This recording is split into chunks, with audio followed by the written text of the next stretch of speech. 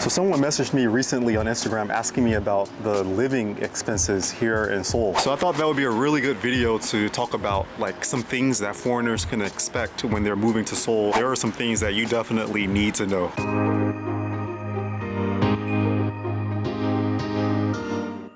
Okay, first I want to start by saying when I came to Korea in 2010, I came as an English teacher working at an elementary school in a city maybe 2.5 hours to the south of Seoul. So I was very shocked when I came here. I was, thinking that Korea would be just as expensive as the United States or possibly as expensive as Europe, but I was wrong. Like Korea was very cheap. Now, mind you, this is in 2010 when I came, so prices have definitely gone up significantly since then. So in this video, let's talk about the living expenses that you will have to prepare for before coming to Korea, or when you get to Korea, maybe you'll adjust to them very well.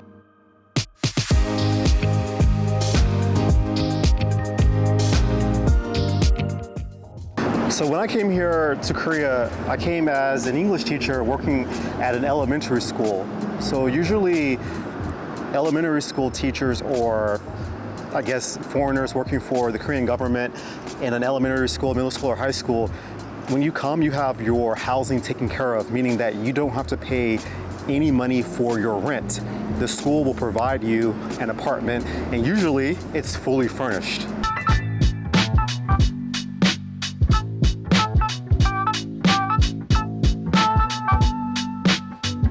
So this is the part about Korea that I really liked the most when I arrived, and that was that I was making the equivalent of like $2,300 a month, which is, I guess, not that much if you're comparing it to US salaries, but taking into consideration that I wasn't paying any rent. Everything as far as concerning my apartment was taken care of. But mind you, even though I didn't have to pay for my rent, I did have to pay for the utilities, the electricity, the water.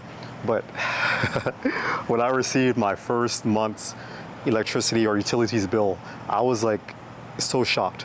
So I think I paid for the gas for the entire month. It was like maybe $10 US. The water was like $6 US, and the electricity was like $8 US. Yo, I used to work out at this gym right here. It says Hugh Fitness PT, Health PT up here. But I stopped going there because they were charging like 600,000 won for a year's membership, something like that. When I can just go to the, I guess, town's community center gym, which charges only like 30,000 won a month. So another thing that you need to be mindful of is that in the countryside of Korea, there's a lot more space than there is here in Seoul, like a lot more space. Seoul is one of the most densely populated cities in the world. So if you're in the countryside, you're gonna have a nice apartment, and you're gonna have maybe 2 rooms where you can, have a lot of stuff. You can throw your junk everywhere. But in Seoul, that space is very hard to come by, or you're gonna pay a lot. You're gonna pay a lot of money for the equivalent space in the countryside. Like me, I pay 450,000 won a month for my rent. My apartment is not big, but it's not small either. There's enough space for me. But yeah, if you're in the countryside, be prepared to spend a lot less money than you will in Seoul. Korea is fantastic for this, like absolutely amazing. If you have a T-Money card here in Korea, that's a transportation card. If you have this T-Money card, this card actually works for all of the transportation in Korea. Not only Seoul, not only in the countryside, but all of Korea. So you can get this card at any convenience store you go to, 7-Eleven, CU, GS25, and it costs only, I think, about 1,000 won. So it's very, very cheap. When you're traveling in Seoul, if you're on the metro, which is the train, if you're traveling on the metro, you're gonna expect to pay maybe 1,800 won per trip at most. So if you're going from your home to work, you're gonna pay 1,800 won to go, and then coming home, you're also gonna pay 1,800 won. So it's not that expensive. And also, you have three free transfers on the metro and the bus. So you can use your T-Money transfer up to 3 times within 30 minutes of each other anywhere in Seoul.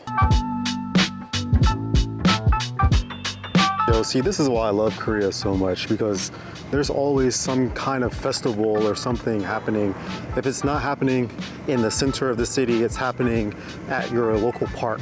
And we're now at my park, or at the park near my home, and they're having some kind of preparation for, I guess, a children's festival or something. Oh, yeah. Over the weekend, it's gonna be the holiday Children's Day. Yeah, so it says there, it says 2024 영등포 어린이 축제, which is like 2024.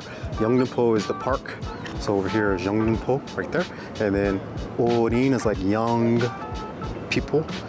축제 is like festival or event. So it's like children's festival. Wow. Go Korea. So you can see people over here walking their dogs again like last time, and they've got like all of these, I don't know what they were called, these bubble playground places for children. Oh, so cool. Love Korea. Yeah, so one thing that you want to be careful of with transportation in Korea is the taxis. In 2010, taxis were very cheap. I think the price started at like 2,500 won. But since then, the prices have just soared. Like, it's out of control. So a taxi in Seoul will start, I think, at 5,000 won. 5-10 minutes riding, you're gonna be up to like 15,000 won or something like that. So yeah, if you come to Korea, make sure you stay clear of the taxis. Like, another thing people have been asking me about as far as Korea and living here is, like, when you get to Korea, is it possible to like do something else besides teach English if you're a foreigner? And there's a shortcut to getting a visa for doing other things, and that is like having, I guess, another Korean like sponsor you, or you can have, I think it's like 700 million won that you can invest directly into the Korean government, and they'll give you that money back 5 years later, and in exchange they'll give you a visa. Or you can just marry a Korean, which is what a lot of foreigners do. They find a Korean woman or a Korean man, and they marry them, and then bada boom, they can do other things besides teaching English. I haven't been so lucky as of yet, but maybe one day. Yeah, and when you get your teaching visa, don't get in trouble with your teaching visa. Don't, try to do other jobs besides teaching, besides education, because Korea has thrown people out in the past because they have overstepped the bounds of their visa. And I'm pretty sure they're gonna do that again in the future if that happens. So if you get a visa in Korea, you're actually really lucky. A working visa, that is. So be mindful of all the traps and snares that can cause you to lose that visa, because they will present themselves. Yo, I almost forgot this. I really almost forgot this. And that is, when you come to Korea, or in your preparation of coming to Korea, your first couple of weeks, you're going to be lonely. You're going to be by yourself. You're not going to know anyone. You're not going to know how the system works. You're not going to know how to, go out and buy food. You're not going to know how to communicate properly with people. And that's okay. It's really okay, because all of that comes. So don't make the mistake of thinking that since you're alone, you have to very quickly gravitate toward a group of people in order to keep yourself from, being sad or being by yourself. I have found, from my personal opinion, which is, I don't know how much it's worth, but if you come to Korea and you're alone in the first couple of weeks, just learn to be alone. Learn to thrive in your loneliness. Learn to, catch up on your sleep, or learn to, read a book more often, or, start studying Korean, or get more familiar with your coworkers, or more acquainted with your school and the people who work at your school and your neighborhood. Take a walk around your neighborhood. I lived in a neighborhood for a year and a half, and I remember I got lost so many times because I didn't know the little alleys and byways and shortcuts in my own neighborhood. And that's like a part of the problem of being a foreigner in Korea, is like you're kind of like trapped in a bubble. It's up to me to do all of these things on my own. So, you know, I have to learn to be more independent and learn to take care of myself. And also, you kind of want to stay clear of some groups of people, because there are a lot of foreigners who come here and, you know, they're drinking all the time and they're doing things that, you know, aren't very productive. And I mean, I'm not being judgmental or anything like that, but it's just from my experience, I've had this where I would hang out with a certain group of foreigners and they don't do anything to like progress, you know, their stay here. It's kind of like just come here, have fun, and that's it. Which is another thing that reminds me of is that you need to learn to manage your resources and stay clear away from the nightclubs and the party areas when you come to Korea, because, you know, as I said earlier, if you're coming as a English teacher and you have your rent paid for and you're paying like almost nothing for utilities and you're buying Korean food, so you're saving a lot of money, you can get like this false sense of security. It makes you think that, oh, you know, I have like all of this money saved, I can go out and I can, you know, I can do whatever I want, I can like party, blah, blah, blah. And yeah, it's true, you can, because it's your resources. But I've seen a lot of foreigners come to Korea and, you know, after they get their paycheck, it's gone. And a lot of people have like had to come and ask me for money after they receive their paycheck, and they'd ask me for money to go on a date, or, you know, so they can buy food and things like that. And of course, sometimes people need to borrow money. It's not a problem. When you constantly see people not being wise and not being you know, economical with their resources, then it makes you kind of think like, you know, man, if I continue to hang around those people, you know, I'll be drawn into their lifestyle as well. And then very quickly, you can see your resources leave as fast as theirs. I did not learn Korean when I arrived because I thought I was only going to be here for a year. But I had such an amazing time here that it's 13 years later, and I can speak Korean, I can read Korean, I can write Korean, but I can't read it, write it, or speak it at a level commensurate with a person who's been here for 13 years. So that's something that I'm always very ashamed about, and it's a really big regret that I have in my life.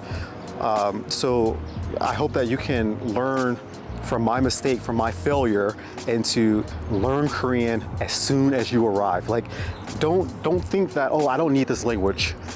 I speak English. Everyone in the country speaks English. No, learn Korean, because if you're speaking Korean with Koreans, it also makes them feel like, you know, you're trying to, you know, be a part of their society, or you're trying to, you know, you're trying to live in Korea. You're trying to, you know, experience a new culture.